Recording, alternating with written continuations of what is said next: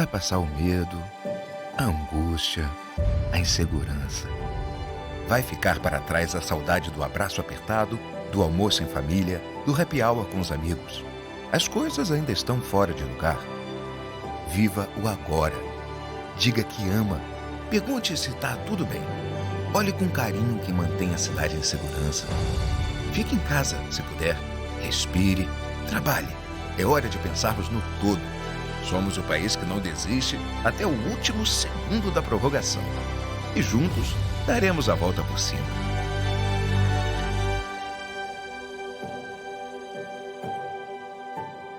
Tudo isso vai passar.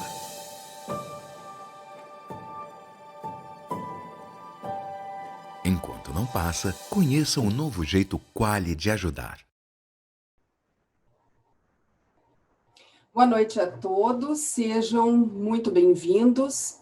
É com muita satisfação que eu dou início ao painel número 134 do primeiro Congresso Digital Covid-19, Repercussões Jurídicas e Sociais da Pandemia, realizado pelo Conselho Federal da OAB e pela Escola Superior de Advocacia Nacional. Eu sou Cristina Birrels Leitão, conselheira da OAB Paraná, procuradora do Estado do Paraná. Sou professora de Direito Processual Civil da FAI Centro Universitário e doutoranda e mestre em Direito pela Universidade Federal do Paraná. Eu tenho a função, nesta data, de moderar o painel sobre tecnologia, direito e processo. Os nossos palestrantes serão Eric Navarro, Isabela Ferrari e Luiz Fernando Casagrande Pereira. Temos o tempo de 1 hora de painel. Antes de passar a palavra aos meus ilustres colegas, eu gostaria de agradecer ao convite de participar desse grandioso evento e histórico também, com mais de 100 mil inscritos, inúmeras palestras dos mais variados temas de interesse da advocacia, de todos os advogados e advogadas do nosso Brasil. Esse agradecimento é feito nas pessoas do presidente Felipe Santa Cruz e do coordenador científico Marcos Vinícius Furtado Coelho, que pessoalmente me convidou para esse evento. Bom, primeiramente, nós vamos ouvir a palestra do Dr. Eric Navarro. Ele é doutor em Direito pela UERJ, em colaboração com a Harvard Law School, é juiz federal e coordenador do Instituto New Law. O Dr. Eric vai falar sobre digitalização da justiça, cortes online e ODRs. Com a palavra, Dr. Eric Navarro. Boa noite a todos e todas que estão nos assistindo. Obrigado, Cristina, pela apresentação. Obrigado, Isabela, por dividir a mesa comigo. E muito obrigado, Luiz Fernando Pereira, pela parceria e pelo convite, né? Foi o Pereira que me convidou, junto com o Marcos Vinícius. Então, na pessoa deles, eu agradeço a oportunidade à OAB Nacional e à ESA Nacional. Muito bem, o meu tema, né, falar um pouquinho de cortes online e, na verdade, o que eu quero mesmo é provocar todos vocês a enxergar algo que está por detrás das cortes online, que é uma forma diferente de lidar com o conflito, muito mais útil para a sociedade do que o atual nível de litigância que nós temos hoje. Então, eu vou pedir autorização para todos vocês para compartilhar aqui a minha tela. Eu trouxe uns slides, eu entendo que eles vão ajudar todos a compreender aquilo que eu quero dizer e também vão ser muito úteis para a gente poder respeitar o nosso tempo, né? Nós temos apenas 15 minutos e temos que dar o recado muito rápido. Então, pessoal, quando a gente fala em digitalização da justiça, isso é uma coisa que eu e Isabela, lá como coordenadores do Instituto New Law, a gente vem falando há muito tempo, mas agora, no momento Covid, né, todo mundo de repente começou a falar disso e começou a lidar com os problemas, né, envolvendo, por exemplo, audiências virtuais ou acesso de dados, os processos digitalizados. Mas quando a gente fala de digitalização da justiça, nós basicamente falamos de 3 passos. O primeiro é digitalizar o processo. O segundo é automatizar o procedimento. E o terceiro é fazer análise de dados para saber o que a gente pode melhorar dentro do sistema de justiça. E quando a gente fala de justiça digital, talvez o exemplo mais bem acabado seja a China, porque no Brasil nós estamos bastante avançados no primeiro passo, né, que é a digitalização do processo, mas muitos dos nossos sistemas de processo digital, de muitos dos nossos tribunais, basicamente reproduz na mídia digital aquilo que era feito fisicamente. E a gente acaba perdendo um pouquinho o que a justiça digital pode nos dar de bom. Veja o caso da China, né? Eu e Isabela, que somos juízes federais, se nós fôssemos juízes chineses, nós teríamos uma página como essa. Esse é o perfil de um juiz chinês. E lá tem todos os dados da sua atuação. A gente olha essa página, a gente sabe como ele decide, quantos % de procedência ele dá para cada tipo de processo que ele julga e assim por diante. Isso traz previsibilidade. E nós sabemos que previsibilidade é algo muito importante para fins de segurança jurídica, de maneira geral. E com a automação e a reinvenção do procedimento em si, a China conseguiu reduzir em 30% a burocracia do trabalho dos juízes, os erros judiciais caíram 12%, e aquilo que me chama mais atenção, eles têm um sistema inteligente de execução com leilão online unificado e com uma taxa de 73% de todos os bens penhorados arrematados. Só para que vocês saibam, eu falo um pouco disso no meu livro sobre análise econômica do processo. No Brasil, os bens arrematados, os bens penhorados não chegam a ser arrematados em nenhum por cento. Nós temos uma taxa melhorzinha quando a gente tem a penhora online, mas ainda assim não dá conta de 4%, 5% dos valores executados, né? E lá eles fazem análise de dados. Então, a justiça digital implica análise de dados para melhorar a própria justiça. Eles têm 150 milhões de casos dentro das bases e esse sistema está sendo o tempo todo aperfeiçoado. Mas nós podemos ir além da mera digitalização do processo e da reinvenção do próprio processo. Nós podemos dar um passo à frente e pensar na justiça como um serviço. Por que a justiça precisa ser necessariamente um local? Ninguém vai à justiça pelo prazer de estar no fórum, que normalmente, inclusive, é um local bastante insalubre. Mas as pessoas vão à justiça porque é a única forma delas resolverem o conflito. Mas elas poderiam acessar a justiça, né, pelas aspirais eletrônicas da internet, que inclusive é o que está acontecendo agora no momento do Covid. Mas nós temos em alguns lugares do mundo exemplos bem acabados de cortes inteiramente online. E um bom exemplo é este que está na sua tela, é o British Columbia Civil Resolution Tribunal, Tribunal de Causas Cíveis de British Columbia, que apesar de ser um tribunal administrativo, as suas decisões têm natureza de título executivo judicial. Esse tribunal tem competência para lidar com causas envolvendo direito de vizinhança, direito do consumidor e pequenas causas de maneira geral. O mais importante desse tribunal, que vocês podem inclusive conhecer pela internet, né? Basta jogar no Google, é entender, e aí que eu queria chegar, a forma de abordagem do conflito. E talvez é para isso que a gente possa caminhar no futuro no Brasil, mesmo que as nossas cortes não sejam online, porque nós temos o processo eletrônico que pode ser reinventado e aprimorado. A forma de solucionar esse conflito tem um nome, eles chamam de Staircase Approach. Por que Staircase Approach? Porque entendeu-se, né, desde os anos 2000, que, na verdade, as partes, normalmente, elas não conseguem arrumar uma solução amigável para os seus conflitos e acabam indo para a justiça porque elas têm assimetrias informacionais no que diz respeito aos dados que envolvem aquela demanda e se tornam otimistas em relação ao resultado de um eventual processo por conta disso.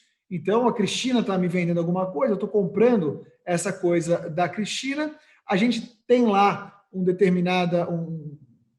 determinada desavença e eu acho que eu tenho razão porque eu só conheço a minha parte da história.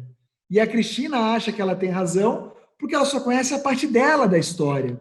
Então, a gente contrata advogados e acabamos indo para a justiça.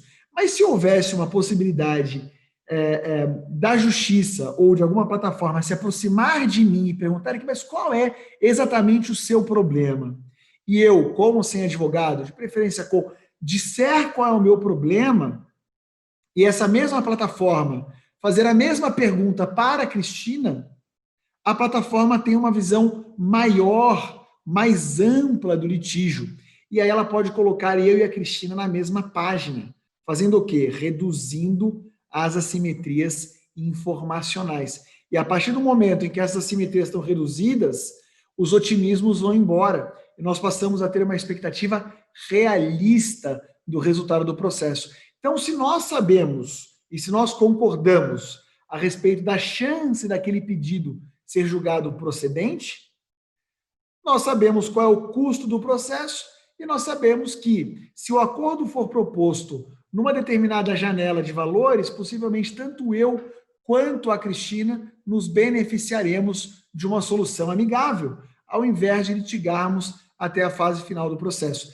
E é isso que se faz aqui no Tribunal do Canadá, nessa primeira fase que eles chamam de Solution Explorer. Se reduzem as assimetrias informacionais para depois, se as pessoas entenderem que precisam continuar com a demanda, há um custo, né, de passagem da primeira para a segunda fase, utilizarem essa ferramenta de solução amigável de controvérsia e com a intervenção de um mediador para tentar chegar a um acordo. Se não houver acordo, aí sim se busca uma decisão adjudicada, né, uma decisão por um juiz. O caso do Canadá não é o único de acordos online. Alguns estados americanos têm acordos online, como, por exemplo, o estado de Utah, desde setembro de 2018, com uma redução no número de audiências, com aumento no número de acordos. Veja que interessante, né? A reinvenção do processo. Uma ação de cobrança nesse tribunal tinha 48 etapas. Quando ele se tornou uma corte online, passou a ter apenas 17 etapas. Singapura é um outro exemplo. Existe uma corte online em Singapura para julgar pequenas causas e disputas envolvendo o direito de vizinhança. O Reino Unido está investindo bastante nas cortes online, e é claro que a digitalização da justiça traz diversos ganhos e também algumas preocupações que todos nós precisamos atentar. Um mito, né, na verdade, que existe, eu acho que agora a gente está vivendo bem isso, é um bom momento para falar desse assunto. Será que não ir ao fórum, né, não estar à frente de um magistrado, isso pode ocasionar uma perda de empatia? Quer dizer, o advogado ele gosta de despachar com o juiz muitas vezes ele quer interrogar um réu, ele quer ouvir uma testemunha presencialmente. Será que é um caso, um risco de perda de empatia e talvez de perda de qualidade na prestação jurisdicional? É cedo para dizer, né? Mas talvez a tal empatia só seja uma forma de enviesar, muitas vezes, a decisão judicial para um lado ou para o outro. E eu trago aqui uma pesquisa empírica interessante, feita por um tribunal de imposição de penalidades por infrações de trânsito na Inglaterra. Esse tribunal ele tinha um histórico de aplicar penas de multas mais altas para as mesmas infrações quando o infrator era jovem, porque existe um implicit bias, né? Existe um preconceito implícito de que o jovem é mais irresponsável. Vejam você, quando esses processos se tornaram digitalizados e não havia mais o contato presencial entre o juiz e as partes, essas penas se equalizaram para infratores com idades diferentes. Então, poxa, se eu cometo a mesma infração, eu tenho que receber a mesma penalidade. Eu não posso receber uma penalidade maior só por conta da minha idade, né? Então, talvez a perda de empatia possa ser vista de uma outra forma, uma redução dos preconceitos e dos raciocínios enviesados dos magistrados para uma parte ou para outra parte. Uma outra coisa muito bacana é que talvez o acesso à justiça aumente.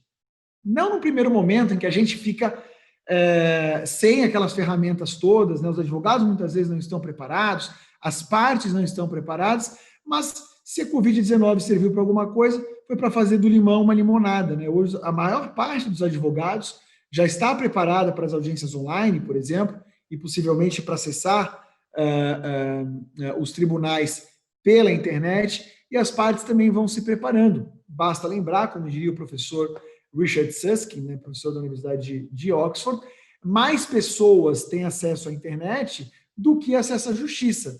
Desde que as ferramentas sejam aprimoradas para que esse acesso seja facilitado, por que não usar a internet para entregar a atividade jurisdicional? Porque nós lembramos que a atividade jurisdicional é muito mais um serviço, né? A justiça é muito mais um serviço do que, obviamente, um local. E aí eu termino dizendo o seguinte, não só as cortes estão se tornando online, como a prestação da justiça, ou a busca da justiça, não precisa ser somente da justiça com J maiúsculo. O que as pessoas querem é ver os seus problemas resolvidos. Então, existem várias plataformas de solução de conflito que não estão dentro do Poder Judiciário e que muitas vezes incluem os advogados na busca das soluções amigáveis, que utilizam um approach do conflito muito parecido com esse que eu apresentei para vocês aqui, que é o Staircase Approach, que, de novo, reduzem as assimetrias informacionais para que as partes, junto com os seus advogados, preferencialmente, busquem uma solução consensual, e há diversas pesquisas que demonstram que as partes ficam muito mais felizes com uma solução consensualizada, com um acordo feito, do que com uma decisão imposta por uma terceira pessoa, que é o juiz, né? Então, eu agradeço muito a oportunidade de falar nesse evento com vocês. Eu deixo aqui todos os nossos dados. Esse é o meu Instagram, o Eric Navarro Volcart. O Instituto New Law, que eu coordeno com a Isabela, que traz vários cursos livres e várias linhas de pós-graduação que envolvem o direito, a tecnologia, também tem um Instagram interessante, a gente faz várias lives, discute esses temas, e um site onde você pode ter acesso a mais informações. Cristina, Isabela, Luiz Fernando, e a todos aqueles e aquelas que estão nos assistindo, muito obrigado. Obrigada, doutor Eric. Certamente essas lições que são tomadas por essas cortes modernas citadas na China, em Singapura, nos Estados Unidos e Canadá, certamente essas cortes têm como premissas aquelas lições que vêm ditas pelo William Ury no famoso livro dele, Getting to Yes, né, do Harvard, de Harvard. Então, parabéns pela sua fala, foi muito interessante, certamente vai ser muito bem complementada pela doutora Isabela. A doutora Isabela Ferrari é doutoranda em Direito Público pela UERJ também, é pesquisadora visitante da Harvard Law School, é orientadora na The Future Society, membro do Information for All Program Working Group da Unesco, é juíza federal e coordenadora acadêmica do Instituto New Law. Falará para nós sobre as decisões por algoritmos e princípios processuais. A fala é sua, doutora Isabela. Muito obrigada. Queria começar agradecendo o convite que me foi feito pelo Marcos Vinícius, dizer que é um prazer dividir esse painel com você, Cristina, com o Eric e com o Pereira. Queria aproveitar para parabenizar a OAB por ter realizado o maior congresso jurídico do mundo, plenamente acessível a todo mundo, endereçando temas tão importantes nesse momento difícil. Queria, é claro, também aproveitar para parabenizar a nossa audiência, porque é sempre bacana quando você consegue aproveitar uma oportunidade incrível como essas, né? E nesse momento não tem nada de que a gente precise mais do que de conhecimento. Então, na minha fala de hoje, eu vou tratar de decisões por algoritmos e princípios processuais. Eu vou falar um pouquinho sobre como esses algoritmos de inteligência artificial estão desafiando alguns princípios tradicionais do processo. E eu vou começar falando sobre esse tema com 2 exemplos bastante importantes. Mas antes de falar sobre isso especificamente, eu queria dizer para quem está me ouvindo e está pensando, nossa, mas ela está louca, está falando de um negócio que vai acontecer daqui a muito tempo, essas pessoas vêm de Harvard, elas trazem mais maluquice lá de fora. Eu queria dizer, gente, que algoritmos já estão sendo utilizados de forma maciça no Poder Judiciário brasileiro, em outros órgãos públicos no Brasil, e esse é um movimento que não tem volta e que deve se aprofundar em breve. E para quem não está acreditando em mim, eu queria mostrar para vocês e recomendar a leitura dessa cartilha, uma cartilha oficial do Conselho Nacional de Justiça que chama Inteligência Artificial no Poder Judiciário Brasileiro. Essa cartilha vocês conseguem encontrar no site do CNJ, e como eu mostro ela em todas as lives, as palestras que eu faço falando sobre inteligência artificial, eu pedi para o pessoal do New Law também disponibilizar na nossa página. Então, se vocês tiverem dificuldade com o site do CNJ, mandem em direct lá para o pessoal do New Law, em @New Law Instituto, e peçam a cartilha, tá? Nas últimas 10 páginas dessa cartilha, vocês vão encontrar uma série de iniciativas, são mais ou menos 10 projetos de implantação de softwares que empregam inteligência artificial nos tribunais brasileiros, que já estão em fase de teste ou em fase de homologação. Das quais, né, dessas iniciativas, o principal exemplo é o Vitor, que é o software que o Supremo Tribunal Federal já está usando, e eu vou falar dele em breve. Mas eu vou começar com um exemplo que, para mim, é o exemplo que mais me toca, né? A Cristina falou que eu sou juiz, então esse exemplo ele me marcou muito quando eu soube o que aconteceu, que é o caso do Compass. O que aconteceu, gente? O estado americano de Wisconsin já usa, há alguns anos, um software para fazer análise de risco de reincidência daquelas pessoas que são presas em flagrante. E esse software foi utilizado num caso específico que ficou conhecido como caso Loomis. O que foi o caso Loomis?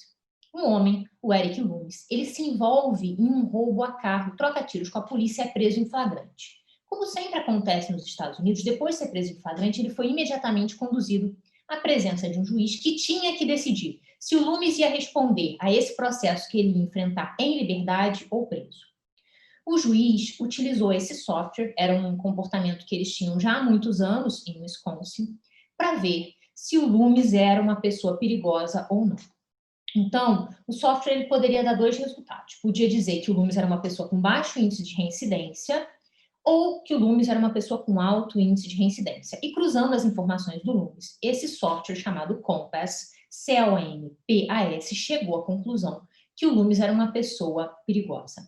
O juiz do caso, ao invés de fundamentar a sua decisão por manter o Loomis preso durante a instrução, não apenas no software, mas também nos antecedentes, circunstâncias, consequências, etc., decide fundamentar a sua decisão só no resultado do software. Então, disse que o Loomis ia ficar preso durante a instrução, porque o Compass disse que ele era uma pessoa com alto índice de reincidência, alta chance de reincidência, portanto, uma pessoa perigosa. A defesa do Loomis ficou inconformada com essa situação e pediu para entender quais foram as razões pelas quais o software considerou o Loomis uma pessoa perigosa. O juiz negou o pedido. A defesa recorreu à Suprema Corte de Wisconsin. A Suprema Corte de Wisconsin disse que esse software era um software proprietário, estava protegido pelo sigilo intelectual, então que eles não iam abrir o código para poder informar essas razões. Inconformada, a defesa recorre à Suprema Corte dos Estados Unidos, usando o recurso que eles têm para acessar a Suprema Corte lá, que chama Writ of Certiorari. O Writ of Certiorari permite não só que você acesse a Suprema Corte, que a Suprema Corte redecida aquele caso, mas que a Suprema Corte também decida se quer decidir aquele caso. E a Suprema Corte dos Estados Unidos, olhando para o caso Loomis, disse o seguinte: olha, esse caso envolve tecnologia, envolve algoritmos, a gente não entende muito bem dessa situação, é uma questão muito nova, então é uma questão que não está madura para decisão, a gente não vai julgar esse recurso. Loomis ficou, portanto, preso preventivamente, né, ao longo do processo, sem saber por quê. Se isso já parece ruim o suficiente para a gente, fica muito pior quando a gente descobre que o Compass não foi um software desenvolvido dentro do Poder Judiciário. Compass era um software privado que o Poder Judiciário de Wisconsin alugava para fazer análise de risco. Então, nem mesmo os juízes que utilizavam esse software sabiam como ele funcionava. E fica muito pior quando a gente descobre que, tempos depois, por obra de uma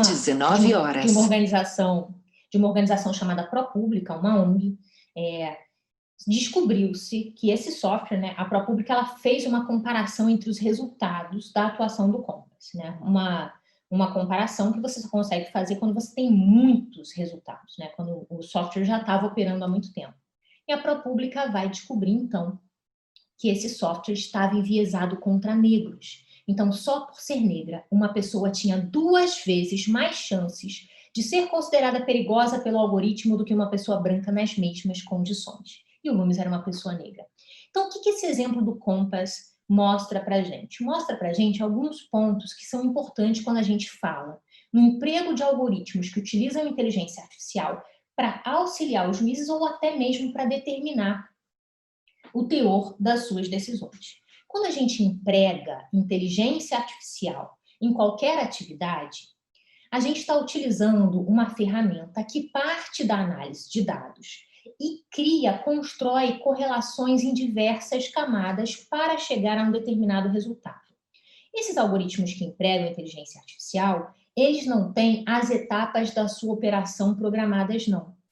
Eles criam a própria programação. Então, quando a gente está falando de inteligência artificial, a gente diz ao programa de onde ele parte e aonde ele tem que chegar, mas a gente não define como isso vai acontecer. A gente deixa o programa, através de inúmeras correlações, descobrir os caminhos por si próprio. Então, é por isso que a gente fala que nos softwares que empregam a inteligência artificial, o programa cria a própria programação.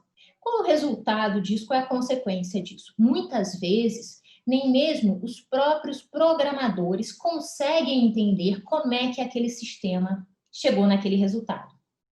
E aí, a gente começa a se perguntar quais foram os fatores determinantes de uma certa decisão. Então, a gente começa a desafiar, quando a gente usa esse tipo de sistema, alguns princípios muito importantes para o nosso processo, principalmente o princípio da motivação das decisões, porque o software de inteligência artificial, ele não te dá, na maior parte das técnicas de inteligência artificial, ele não te explica por que ele chegou naquele resultado. Ele chega naquele resultado de forma probabilística, mas ele não chega de forma ontológica. Ele não tem uma razão específica para chegar ali. E a gente costuma ter um problema de transparência, porque a gente não consegue entender como o programa chegou naquele resultado. E aí muita gente fala, não tem problema, vamos abrir o código para a gente entender o que aconteceu. Mas, gente, quando a gente está falando em inteligência artificial, como eu acabei de destacar para vocês, como é o sistema que cria a própria programação, não adianta imaginar ingenuamente que olhando o código a gente vai entender o que aconteceu, não. A Suprema Corte de Wisconsin, ela se perdeu quando ela ficou naquela discussão de abre ou fecha o código. Por quê? Porque nos sistemas que empregam inteligência artificial, o código não traz a regra de decisão. O código vai trazer a regra de aprendizagem daquele programa. E a regra de decisão, ela vai emergir a partir daquela regra de aprendizagem, na sua interação com os dados que o sistema leu, sobre os quais a gente não costuma ter controle, a gente está numa era de Big Data, então o volume de dados é muito grande.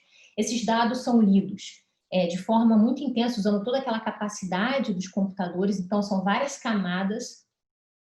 Então, a gente não consegue articular de forma fácil essa regra de decisão a partir da observação nem do código, nem dos dados, nem de coisa nenhuma. Então, a gente tem sim um problema grave de transparência quando a gente está empregando esse tipo de software.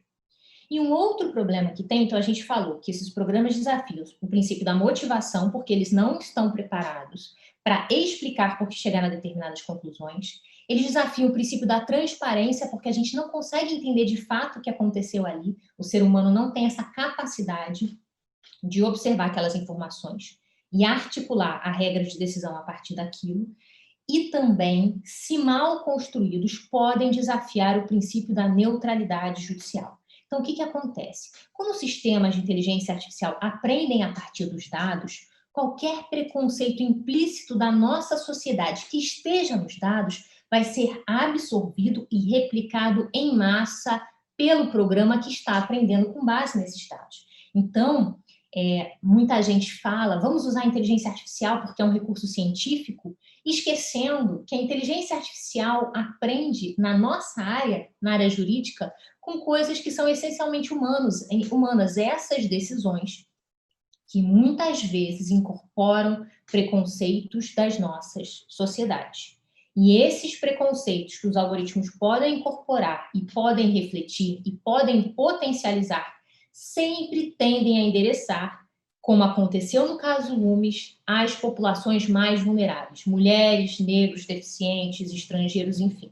Então, é um outro ponto para a gente se perguntar.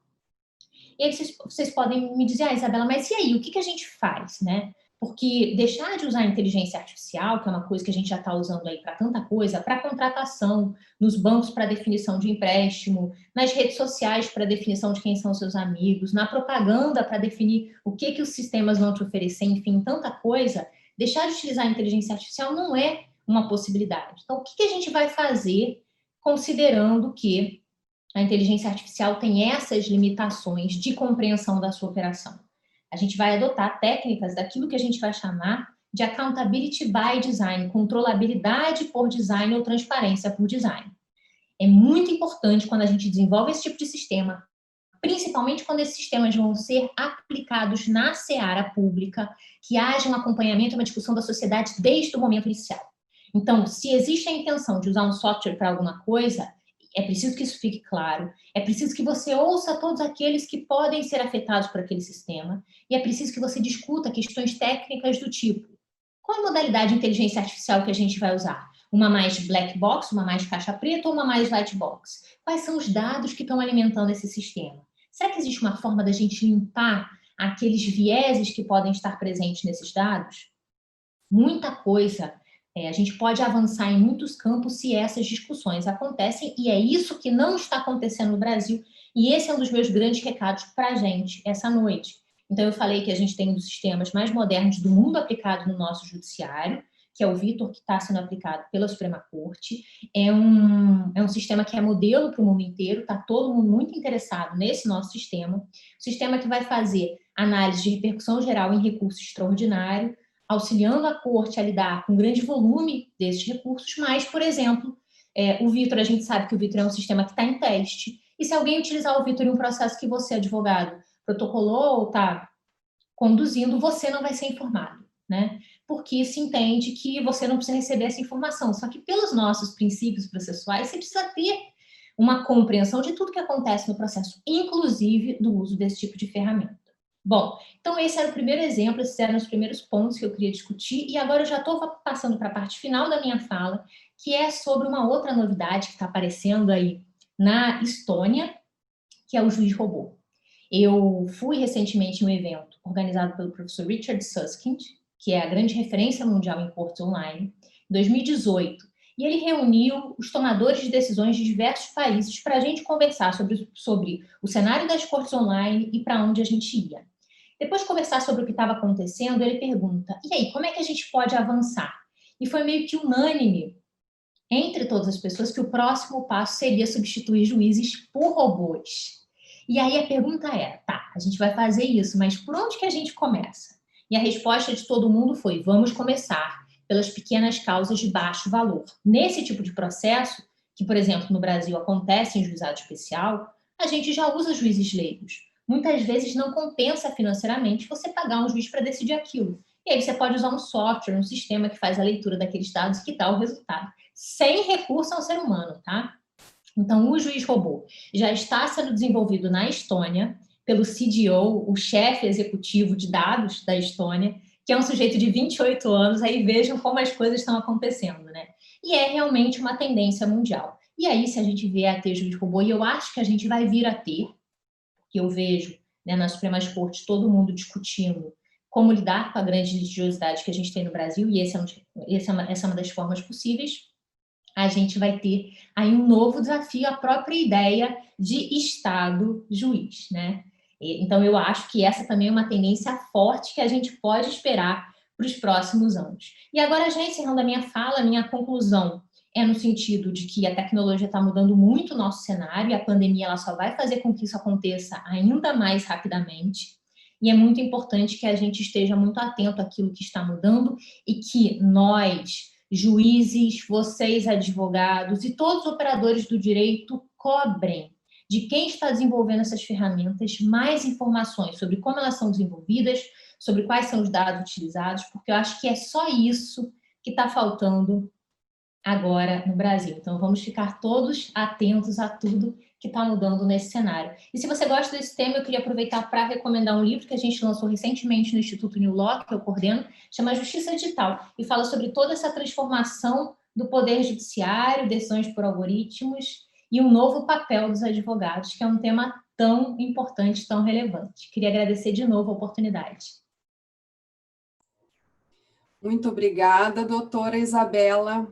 Muito interessante a sua palestra. Certamente, advogados e advogados assistindo, principalmente os mais novos, já estão pensando em como trabalhar com essa novidade toda, inclusive com o juiz robô. Imagino que também muita gente já esteja pensando em novas dissertações de mestrado, novas teses. Afinal, doutora Isabela, esse juiz robô, ele exerce jurisdição?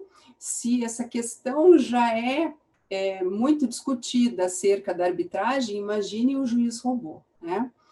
Então, vamos agora ouvir o professor Luiz Fernando Casagrande Pereira. Ele é sócio fundador do VGP Advogados, em Curitiba, doutor e mestre em Direito Processual Civil pela Universidade Federal do Paraná, professor de Processo Civil da pós-graduação do Instituto Romeu Bacelar e de outras instituições, é autor de obras e artigos, profere cursos e palestras nessas áreas do direito processual e do direito empresarial, compõe o conselho científico de diversas revistas jurídicas e atualmente é conselheiro, meu colega, do conselho da seccional da OAB do Paraná e sempre ensina a todos nós com o seu refinamento teórico e com a sua bagagem jurídica. E o doutor Luiz Fernando vai falar sobre sistema híbrido pós-pandemia. É a sua palavra, doutor.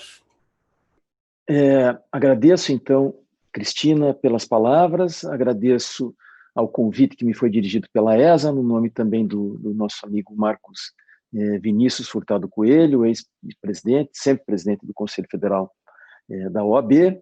Eu estou aqui,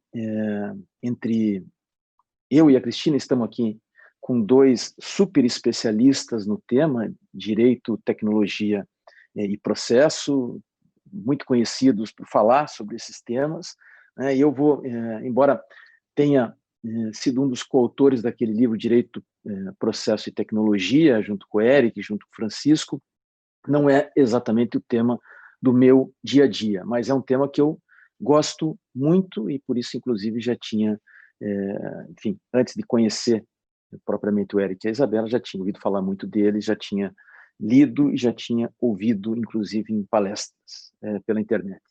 Bom, eu quero, quando eu decidi esse título, Sistema Híbrido, né, lendo hoje o valor econômico de hoje, eu acho que tem muito a ver com isso que eu vou falar agora, né? Hoje o Valor Econômico traz uma matéria sobre os julgamentos na Justiça do Trabalho e dá alguns dados interessantes que dizem muito com o que é, o que pode ser o sistema híbrido, né?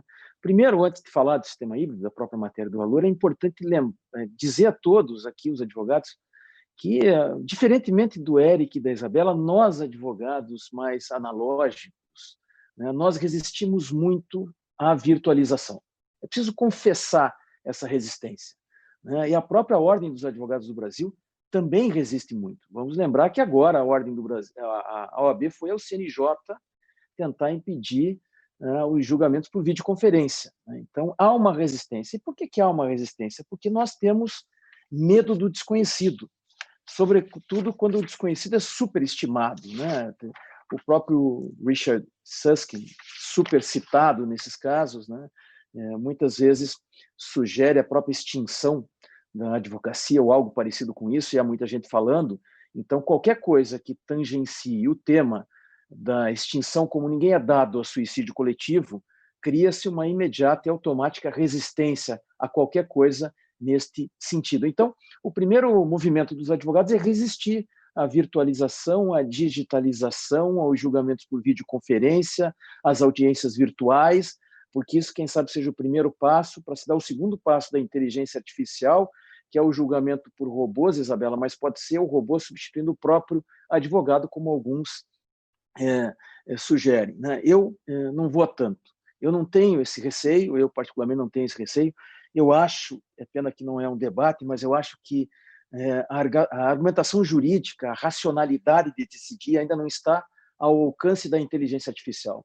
A inteligência artificial não pondera, não valora, há muita dificuldade da inteligência artificial substituir o julgamento do juiz. Tanto é assim que nesta cartilha que a Isabela mesmo recomenda, que eu já tinha visto recomendarem, né, eu abri aqui enquanto ela falava, e quando a gente fala de casos de uso de inteligência artificial no judiciário brasileiro, nós temos tarefas que passam longe de julgar, que é análise de prevenção, movimento processual de inteligência, triagem de casos de grande massa, enfim, são realmente técnicas para a utilização da inteligência artificial que estão à disposição de todos e que não, enfim, não entram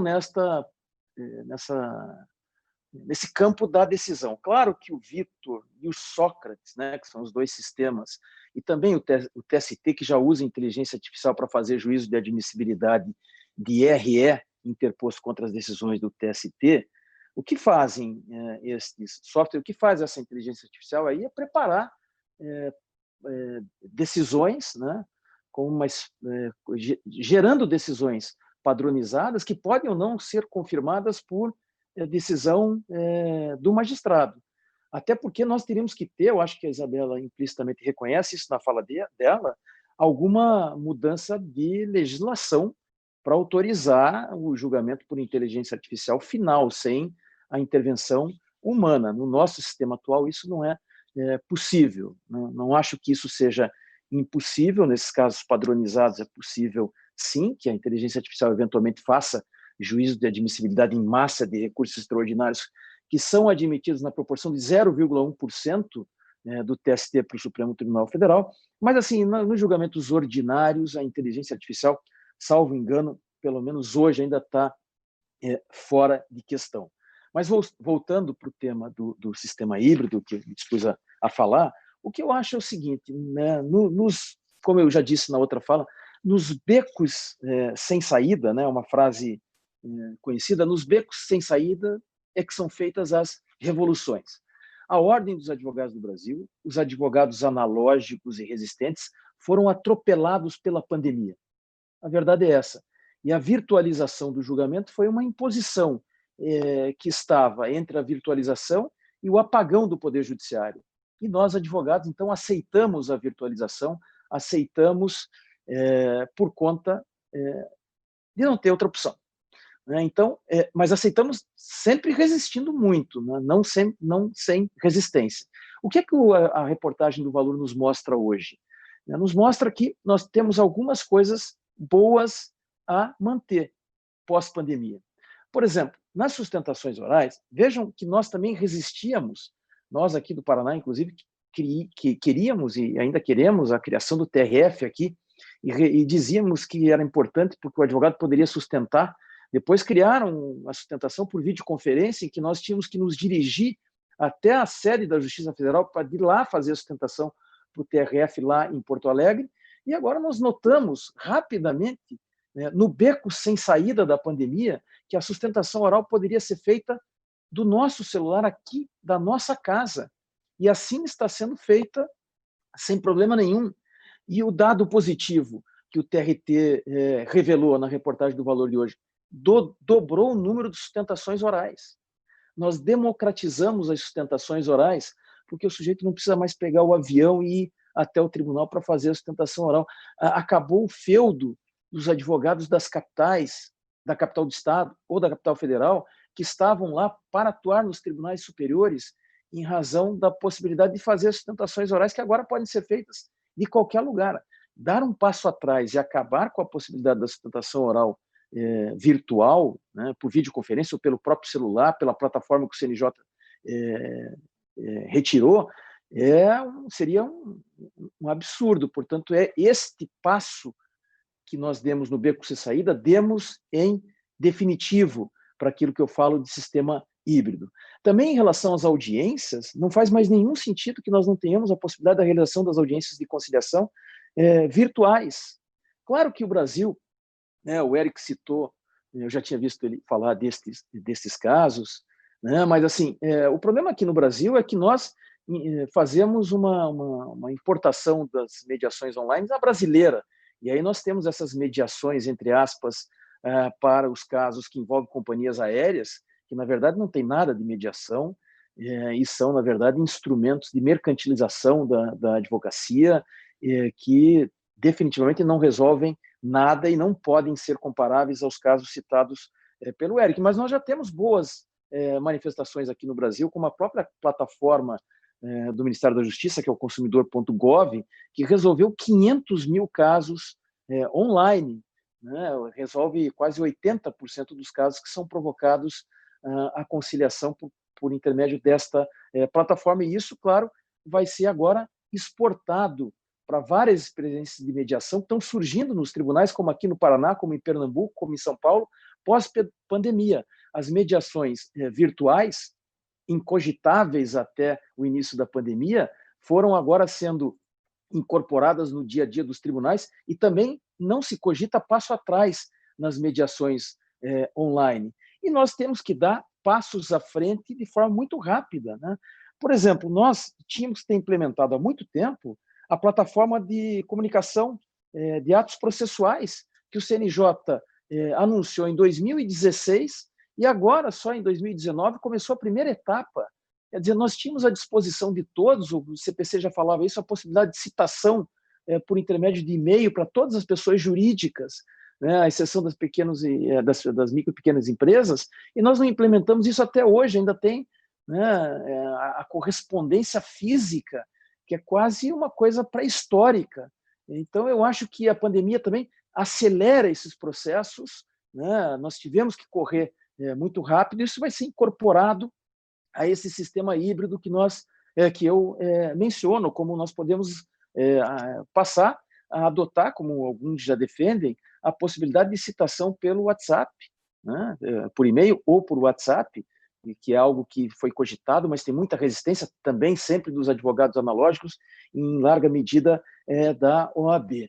Bem, o que ficaria para o sistema antigo, né? E aí eu vejo que nós não temos consenso, né? O Eric cita o caso lá dos julgamentos das multas, em que no final do dia se viu que os julgamentos presenciais acabavam por gerar decisões enviesadas, mas o Conjur do dia 27 agora, Eric, pôs um contraponto à observação que você fez, né, citando dois estudos americanos, mas um deles que mostrava que essa perda de empatia que você menciona no teu slide acontece nas audiências de custódia nos Estados Unidos. As audiências virtuais acabaram por impor uma fiança 51% maior, né, do que as audiências presenciais. Eu não conheço a fundo o estudo, eu conheço a referência ao estudo feito no site do Conjur, mas, enfim, há vozes dissonantes em relação à influência da empatia ou não, em que medida ela enviesa para um lado ou para o outro, né? E o estudo também fala que os juízes, nos julgamentos virtuais, ficam indiferentes e desatentos, e é uma reclamação que nós estamos tendo aqui no Conselho da Ordem, como a Cristina sabe, que nos julgamentos virtuais, os juízes aqui no Paraná e em outros estados desligam a imagem e ninguém sabe se eles estão assistindo ou não aos julgamentos. E isso significa dizer que, se nós reconhecemos isso como possível, significa dizer que eu, ao fazer sustentação oral presencial no TJ Paraná, poderia admitir que o juiz o desembargador se ausentasse da sala enquanto eu estivesse falando. Portanto, quem sabe nós possamos retomar os julgamentos presenciais, para quem preferir o julgamento presencial, mas não poderemos eliminar o julgamento virtual, porque ao eliminar o julgamento virtual e, quem sabe, ter mais atenção do desembargador, nós deixamos em casa metade dos advogados que antes não sustentavam, porque dobramos o número de sustentações orais, porque não tinham dinheiro para pagar as suas despesas de viagem e agora puderam pagar, né? Eu acho que nós teremos no sistema híbrido, portanto, a manutenção de tudo que foi bom, e há muita coisa boa, os julgamentos virtuais, as audiências de conciliação virtuais, parte das audiências de instrução virtuais. Eu defendo que todas possam ser. Escrevi um artigo no Conjur falando sobre isso, integralmente virtuais na pandemia. Depois, o que não faz sentido, está hoje na matéria do valor, é que nós voltemos a circular cartas precatórias, as vetustas cartas precatórias por aí. É evidente que as testemunhas de fora da comarca poderão ser ouvidas pelos sistemas colocados à disposição, a própria plataforma que o CNJ colocou à disposição, às pressas por conta da pandemia, mas às pressas colocada não vai ter como sair. Então, nós, nesse sistema híbrido, poderemos agora, testando na pandemia, no beco sem saída da pandemia, tudo que funcionou muito bem, manter.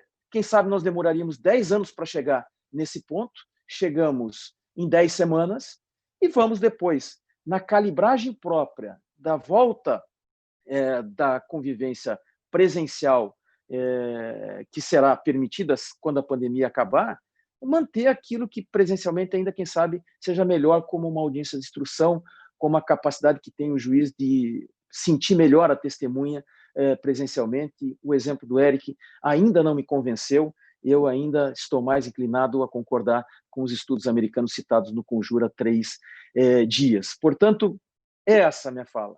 Vamos aproveitar o beco sem saída para acelerar e depois, com calma, aproveitar o que é bom, avançar bastante, mas ainda manter aquilo que presencialmente, quem sabe, seja insubstituível. Obrigado pela atenção. Muito obrigada, doutor Luiz Fernando.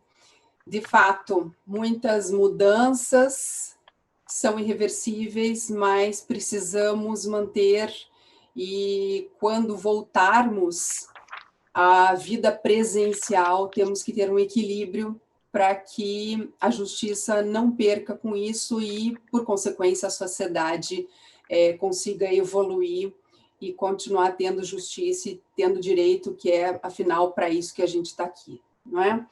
Temos aqui alguns minutos ainda, todos cumpriram rigorosamente o horário, então eu queria sugerir que cada um de vocês faça uma breve consideração final e, se quiser, dar uma mensagem de otimismo nesses nossos dias desafiadores. Doutor Eric. Obrigado de novo, Cristina. Eu ouvi atentamente as exposições da Isabela e do Luiz Fernando. No geral, em termos de políticas públicas, eu concordo muito com vocês, né, porque a gente, ainda mais no Brasil, nós temos uma grande quantidade de populações vulneráveis, então todo cuidado é pouco. E a ideia de justiça híbrida e da possibilidade de escolha entre audiências presenciais e audiências online, eu acho que é o caminho do possível para agora, Luiz. Então, concordo completamente com você. O contraponto que eu faço, só para ficar interessante, né, e é um contraponto polêmico, mas partindo da premissa de que eu concordo com o resultado final, é o seguinte: a pesquisa, o trabalho que a Isabela citou do ProPublica, ele é contestado por uma autora inglesa chamada Hannah Fry, né, que ela diz o seguinte: olha, não é o algoritmo que é preconceituoso, né? A sociedade que é preconceituosa. Então, o problema é que, por diversas circunstâncias sociais, existe aquele fato que o algoritmo capta. Mas a gente não pode esquecer que ele trouxe, em outros lugares, alguns resultados muito positivos. Por exemplo, utilizado no estado de Rhode Island, ele conseguiu ajudar os juízes a escolher melhor quem ficava preso e, mantendo o mesmo nível de pessoas presas, baixar o nível de reincidência, né? O algoritmo foi setado para isso. E em relação ao que o Pereira disse, o trabalho do Conjuro, o trabalho americano publicado no Conjuro, é interessante e é importante. Agora, a gente tem que lembrar o seguinte, né? E não é um comentário que já vem assim: olha, eu acho que a gente tem que tomar cuidado, principalmente no processo penal, tá? Muito cuidado. E é melhor ser conservador. Mas não quer dizer que os juízes em audiências online terem fixado valores de fiança superiores, que eles estejam errados agora. Eles poderiam estar errados antes, influenciados pela empatia, com dó da pessoa que está ali presencialmente, impactados, e por isso baixado o valor da fiança. No fim das contas, o que a gente teria que ver é o resultado final disso, o impacto disso no aumento, na diminuição do bem-estar social. Mas eu seria conservador, tá, Pereira? Eu seria conservador da mesma forma. Doutora Isabela.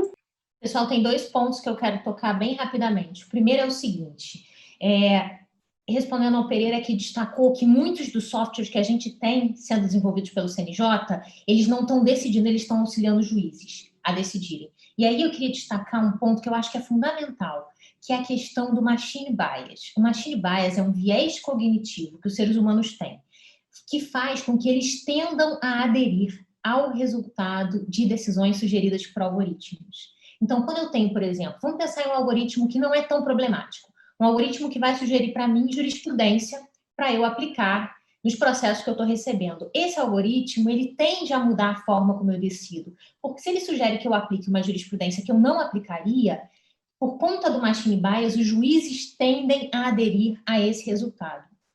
Vamos pensar no Vitor. O Vitor faz em 5 segundos o que o ser humano faria em 44 minutos. Será que realmente está todo mundo revendo essa decisão desde o início?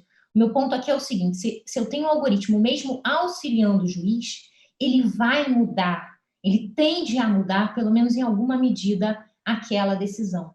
E mesmo que o algoritmo não esteja decidindo, muitas vezes, de fato, e a gente sabe como as pessoas funcionam de fato, ele está determinando aquela decisão. Então, no próprio caso do Compass, seria muito fácil para aquele juiz que foi sincero ao dizer que decidia deixar o Lumes preso por causa do Compass, botar um parágrafo começando na decisão dele, que a gente sabe que muita gente faz isso, falando: atento às circunstâncias, antecedentes, elementos e também ao resultado, decido deixá-lo preso. Então, isso realmente é uma coisa que me preocupa. Até mesmo esses que, em tese, só auxiliam, mas que a gente sabe que, na prática, tem um efeito naquele resultado de decisão.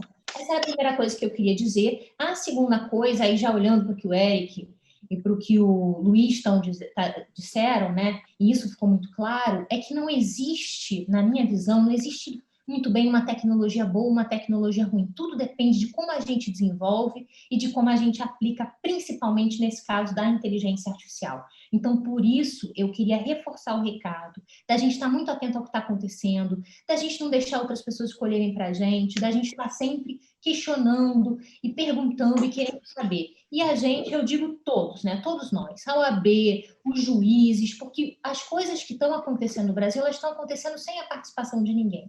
E meu último recado para todo mundo é: se você gostou dessa palestra, das nossas falas, aproveite esse campo do direito e tecnologia. Vocês estão vendo que eu, Eric Pereira, a gente está discordando aqui um monte de coisa, e é isso mesmo, é um campo que está em construção. E um campo em construção, todos nós podemos ajudar a construir uma coisa melhor, e aquilo, e os avanços, eles vão emergir desse debate. Só queria também aproveitar, Cristina, para agradecer todo mundo mais uma vez, dizer que foi um prazer participar desse evento com vocês. Queria convidar todo mundo para seguir a gente no Instituto New Law, @New Law Instituto, dizer que semana que vem a gente tem um congresso aberto e online para discutir também a transformação no direito. E parabenizar vocês por esse trabalho de dividir conhecimento. Obrigada, doutora. Doutor Luiz Fernando. Eu tenho 1 minuto, pelo que eu estou vendo aqui, vou ser bem breve. Eu quero dizer que a gente discordou pouco, eu acho que, quem sabe, nem tenha discordado em nada. Eu acho que também, claro, o processo penal é um hard case para falar de inteligência artificial, não é o caso, mas, assim, nesses julgamentos em massa, né, eu diria que o resultado entregue para o jurisdicionado do julgamento por algoritmo ou por juiz, a diferença é muito pouca. E o Brasil tem que fazer uma análise se vale a pena bancar o custo do Poder Judiciário para essas ações de massa contra a telefonia, por exemplo. Né? Quanto custa um juiz para ficar julgando esses casos repetitivos? Então, quem sabe o julgamento algorítmico, autorizado por lei, nesses casos, embora pudesse entregar eventualmente um resultado pior, não quer dizer que nós não devamos aceitar. Eu não tenho nenhum preconceito contra esse tipo de julgamento.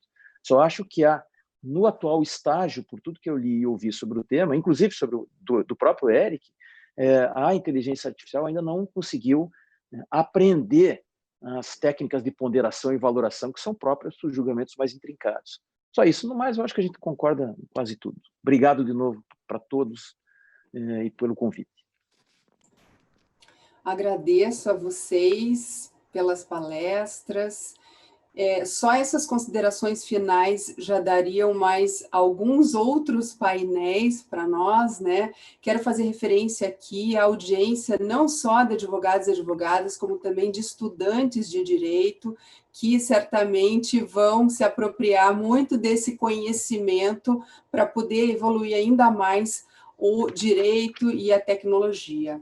Eu vou encerrar, então, agradecendo mais uma vez a todos e a todas, com uma frase muito otimista da poeta Cora Coralina, que diz: não podemos acrescentar dias às nossas vidas, mas podemos acrescentar vida aos nossos dias. É o que devemos fazer hoje, com muito equilíbrio e muita vontade de lutar e de melhorar a cada dia, tá? Então, muito obrigada, um beijo a todos e boa noite.